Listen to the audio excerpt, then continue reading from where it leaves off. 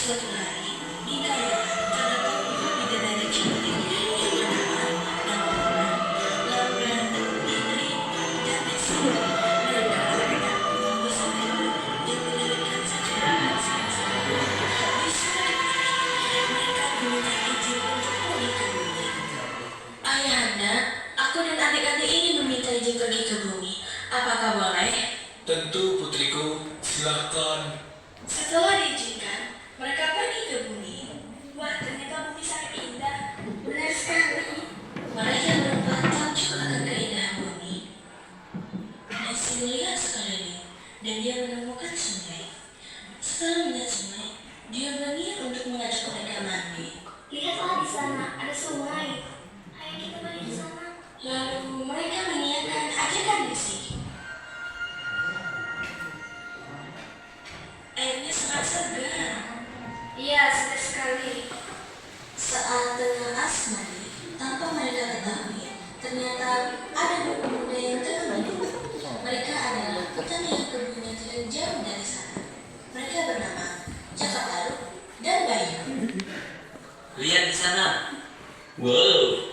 Terpesona, aku terpesona, memandang wajahmu yang manis.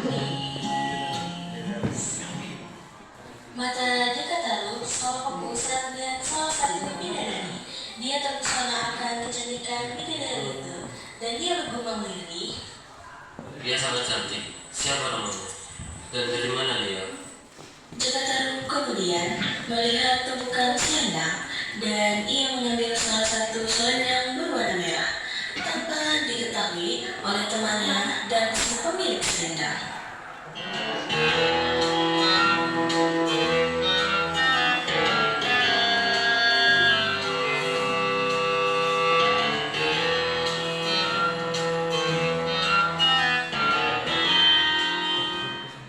Saat mendekati terbenamnya matahari, keempat bidadari itu ingin kembali ke kayangan.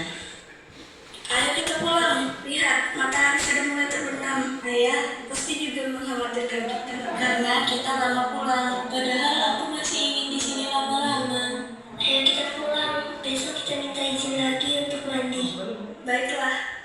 Saat sedang bersiap untuk pulang, mereka melihat Naomi yang sepertinya kebingungan. Dilan, kenapa kau seperti kebingungan? Apakah kalian melihat selendangku? Bukankah kau tadi menaruhnya di sini bersama saudara kami? Benar, tapi sekarang tidak ada. Lalu bagaimana ini bila kita tidak segera pulang? Ayah akan marah.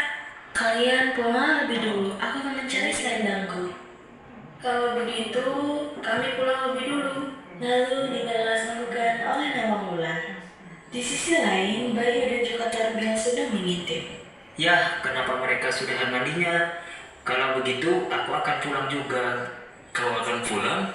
Tentu, hari sudah mulai gelap. Kau pulanglah duluan. Baiklah. Kemudian, Bayu meninggalkan Jaka Taruk sendirian. Setelah melihat kepergian Bayu, Jaka Taruk datang mendekati bulan. Permisi, wahai gadis cantik. Kau sedang mencari apa? Aku sedang mencari selendangku yang hilang. Apakah kau melihatnya? Selendang seperti apa? Selendangku berwarna merah tua. Maaf, saya tidak melihatnya.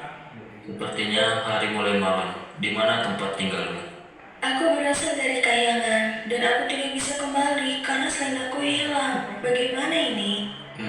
Bagaimana jika kau tinggal bersamaku? Apakah kau mau? Baiklah, terima kasih Tuhan. Jika aku boleh tahu, siapa namamu? Namaku Nawang, tapi kau boleh memanggilku Bulan. Dan namamu? Namaku Jaka Taruk, senang berkenalan denganmu.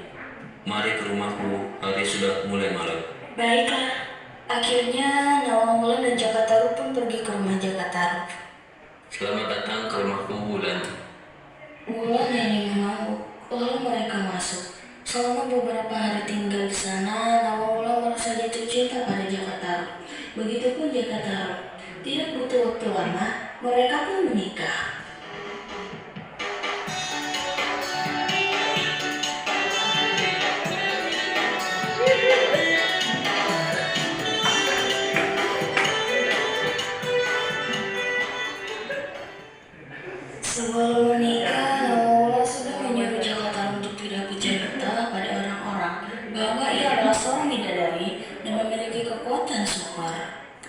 Tapi setelah kita menikah, aku jangan membocorkan rahasia kepada siapapun, termasuk anak kita nanti. Baiklah, aku berjanji tidak akan membocorkan pada siapapun. Tak butuh waktu lama, setelah menikah, Nawang hamil dan melahirkan anak laki-laki yang diberi nama Jaka Banyu.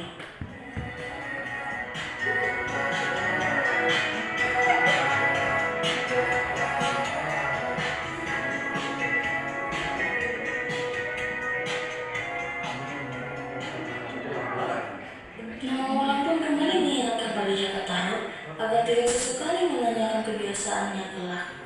Rahasia yang dimaksud Nawang Wulan adalah bahwa dia selalu penanak nasi dengan menggunakan hasil putri Wulan sedang penanak nasi, namun menghasilkan banyak nasi.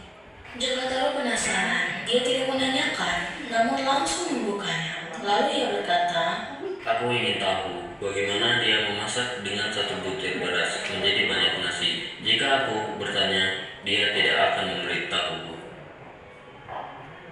semakin hari mereka semakin boros dan persediaan padi di lumbung menjadi makin sedikit. Semenjak kekuatanku menghilang, beras cepat habis. Sebaiknya aku melihat persediaan padi di lumbung. Setelah mengatakan itu, Nawang Wulan pun berjalan ke arah lumbung. Ternyata di lumbung hanya tersisa satu karung padi. Ada yang membuat Nawang Wulan terkejut, adalah ia menemukan sayangannya yang hilang dulu di balik karung beras. Bukankah itu selendangku yang hilang?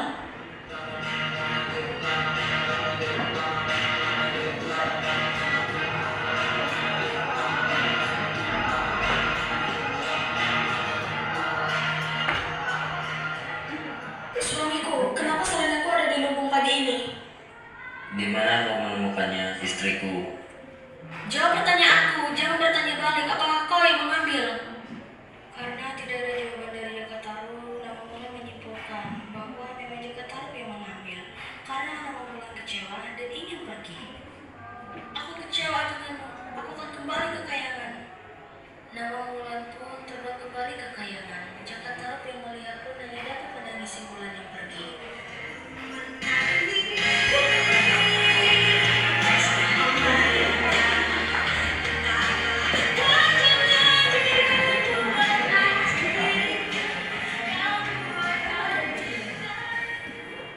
Nilai utama cerita tersebut adalah kesabaran dan ketulusan membuat kebaikan. Dan jangan tipu kepedulian, kepercayaan, keikhlasan dan keikhlasan.